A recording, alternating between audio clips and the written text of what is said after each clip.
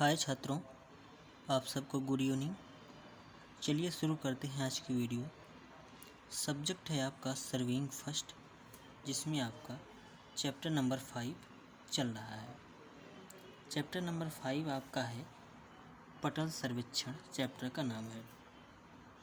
पिछली जो क्लास थी उसमें हमने आपको बताया कि प्लेन टेबल सर्वेक्षण में कौन कौन से ऑपरेटर्स प्रयोग में लाए जाते हैं, तो उन सब के बारे में हमने आपको बताया। आपका जो अगला टॉपिक है वह है प्लेन टेबल का स्थापन, यानी प्लेन टेबल जो ऑपरेटर्स है, इससे हम जो सर्वेक्षण कार्य करेंगे तो इस ऑपरेटर्स को हमें फील्ड में क्या करना पड़ेगा, स्थापित करना पड़ेगा। स्थापित करने के बाद हम सर्वेक्षण कार्य फील्ड में करेंगे। तो वही टॉपिक आपका है कि प्लेन टेबल का स्थापन हम कैसे करेंगे फील्ड में। Setting of plane table. तो देखिए शुरू करते हैं वीडियो। समतल पटल को त्रिपाद पर ठीक तरह से स्थापित करने के लिए निम्न 3 क्रियाएं करनी होती हैं। जो प्लेन टेबल है, समतल पटल जो है, समतल पटल प्लेन टेबल किस आकार का होता है, ड्राइंग बोर्ड के जैसा होता है। यह 3 साइज में उपलब्ध है। ये सब हमने आपको पीछे वाली वीडियो में बताया हुआ है। तो समतल पटल जो है उसको त्रिपाद पर, ट्राइपॉड पर ठीक तरह से स्थापित करने के लिए 3 क्रियाएं करनी पड़ती हैं। पहला है समतलन, दिक्स्थापन और केंद्रण। ये 3 प्रक्रियाएं हैं जिसको हमें करनी पड़ती है प्लेन टेबल को त्रिपाद पर स्थापित करते समय। त्रिपाद को हम कहाँ पर स्थापित करेंगे, धरातल पर। धरातल के जब त्रिपाद हम स्थापित कर लेंगे तो उस त्रिपाद पर स्थापित करेंगे किसको, हम प्लेन टेबल समतल पटल को। और उसके बाद यह तीनों क्रियाएं करनी पड़ती हैं, समतलन, दिक्स्थापन और केंद्रण। तो देखिए पहला जो प्रक्रिया है या जो पहला चरण है वह है समतलन। समतलन यानी लेवलिंग करना, लेवल में लाना। देखिए समतलन वह प्रक्रिया है जिसमें प्लेन टेबल को स्टेशन बिंदु के ठीक ऊपर पार्सल की सहायता से क्षैतिज तल में स्थापित किया जाता है।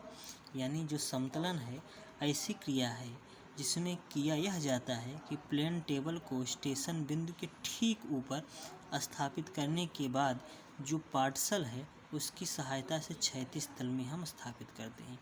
एक पार्सल जो हमने ऑपरेटर्स आपको बताया था कि पार्सल एक लंबी ट्यूब होती है, इसमें एथिल एल्कोहल भरा होता है, और जब पार्सल का बुलबुला सेंटर में रहेगा तो हम मानेंगे कि हमारा जो प्लेन टेबल है वह ठीक हॉरिजॉन्टल या समतलन की स्थिति में है। लेकिन जब यह बुलबुला दाईं या बाईं ओर खिसक जाएगा तो हम समझेंगे कि प्लेन टेबल ठीक समतलन की स्थिति में नहीं है। तो उसके बाद जब नहीं है तो उसको हम समतलन की स्थिति में करते हैं। यहाँ ध्यान रखने योग्य बात यह है कि इस लेवल ट्यूब को हम प्लेन टेबल पर किसी एक जगह स्थापित करके या एक जगह रख कर बबल ट्यूब के बुलबुले को जब देख लेंगे कि सेंटर में है तो हम यह मान लेंगे कि पूरी प्लेन टेबल समतलन में है। यह बात गलत है। प्लेन टेबल में पूरे प्लेन टेबल पर कई जगह हम इस ट्यूब को रखेंगे। जो है ट्यूब है पार्सल की, इसको हम पूरे प्लेन टेबल पर कई जगह, इसके चारों कोनों पर, बीच में, हर जगह रख कर देखते हैं कि हर जगह बुलबुला मध्य में है कि नहीं है। यदि बुलबुला मध्य में है तब हम कहेंगे कि पूरा प्लेन टेबल ऑपरेटर जो हमने स्थापित किया है वो समतलन की स्थिति में है। तो समतलन क्रिया आपको समझ में आ चुकी होगी कि क्या है, कि समतलन क्रिया में होता क्या है कि पार्सल की सहायता से जो ट्यूब है, बबल ट्यूब, उसकी सहायता से जो प्लेन टेबल है उसको ठीक क्षैतिज स्थिति में लाया जाता है। दूसरा है जो प्रक्रिया है वह है दिक्स्थापन, ओरिएंटेशन। यानी दिक्स्थापन क्या है, पहली प्रक्रिया समतलन थी, दूसरी प्रक्रिया है दिक्स्थापन। देखिए दिक्स्थापन में वह प्रक्रिया जिसके द्वारा पटल को प्रत्येक आगामी स्टेशन पर ऐसी या इस स्थिति में स्थापित किया जाए कि जिससे वह अपने पूर्व वाले स्टेशन पर स्थान के समय समानांतर हो। यानी वह ऐसी प्रक्रिया जिसके द्वारा हम क्या करें कि पटल को जब एक बिंदु से स्थापित कर लिए हैं, इसके बाद हम जो इसको यहाँ से हटाकर दूसरे बिंदु पर स्थापित करते हैं, किसे स्थापित करते हैं, प्लेन टेबल को, तो इस प्रकार सेट करें कि जो पूर्व वाला स्टेशन बिंदु है जहाँ पर हमने प्लेन टेबल को स्थापित किया था वह उसके ठीक समानांतर हो। तो ऐसी प्रक्रिया को हम कहते हैं ओरिएंटेशन, दिक् स्थापन कहते हैं। फिर उसके बाद जब हम इस दूसरे वाले स्टेशन बिंदु से प्लेन टेबल को हटाकर किसी तीसरे बिंदु पर स्थापित करते हैं त्रिपाद पर ऐसे पटल को, तो वहाँ पर भी हम इसे इस प्रकार सेट करेंगे कि अपने पूर्व वाले स्टेशन बिंदु के कैसे हो, समानांतर हो। तो ऐसी प्रक्रिया को कहते हैं ओरिएंटेशन, दिक् स्थापन। दिक् स्थापन की प्रमुख दो विधियां हैं। पहली विधि है चुंबकीय यामोत्तर विधि और दूसरी विधि है पश्चिम दृष्टि विधि। एक चुंबकीय यामोत्तर विधि होती है, एक पश्चिम दृष्टि विधि होती है। इनको आपको नहीं पढ़ना है, बस आपको दिक् स्थापन क्या होता है बस आप ये जानिए। तो दिक् स्थापन कैसी प्रक्रिया है? ऐसी प्रक्रिया दिक् स्थापन है जिसमें क्या जाता है कि पटल को प्रत्येक आगामी या आने वाला जो स्टेशन बिंदु है वहाँ पर उसे इस प्रकार स्थापित किया जाए प्लेन टेबल को कि वह अपने पूर्व वाले स्टेशन बिंदु के स्थान पर क्या हो, समानांतर हो। यही प्रक्रिया क्या कहलाती है? ओरिएंटेशन, दिक् स्थापन। अगला देखिए केंद्रण, सेंटरिंग क्या है। सेंटरिंग क्रिया आपने किया होगा, कंपास सर्वेक्षण जब आप कर रहे थे तो स्टेशन बिंदु पर त्रिपाद पर जब आप प्रिज्मेटिक कंपास स्थापित किए थे तो वहाँ सेंटरिंग आपने किया था कंकड़ गिराकर। स्टेशन बिंदु पर आपने पेग लगाया था और त्रिपाद के सेंटर से आपने कंकड़ गिराकर खूंटी पर यह देखा था कि कंकड़ खूंटी के ठीक सेंटर पॉइंट पर गिर रहा है कि नहीं है।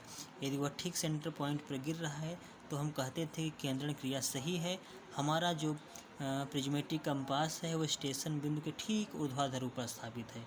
लेकिन जब यही कंकड़ खूंटी के दाएं या बाएं इधर उधर गिरता था खूंटी पर गिरने की बजाय, तो हम कहते थे कि सेंटरिंग क्रिया सही नहीं है और हमारा प्रिज्मेटिक कंपास ठीक स्टेशन बिंदु के ऊपर स्थापित नहीं है। तो केंद्रण प्रक्रिया में देखिए, केंद्रण वह प्रक्रिया है जिससे सेट पर अंकित बिंदु को पृथ्वी पर स्थित बिंदु के ठीक ऊपर स्थापित किया जाता है। यह कार्य यूफार्क या साहुल कांटे के द्वारा किया जाता है। यानी केंद्रण ऐसी प्रक्रिया है जिसमें यह किया जाता है कि जो धरातल पर उपस्थित बिंदु है उसकी स्थिति ड्राइंग शीट पर अंकित करी जाए।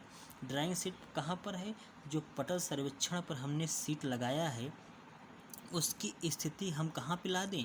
ड्राइंग शीट पर ला दें। जो धरातल पर उपस्थित बिंदु है उसकी स्थिति हम शीट पर अंकित कर दें, तो यही क्रिया कहलाती है सेंटरिंग।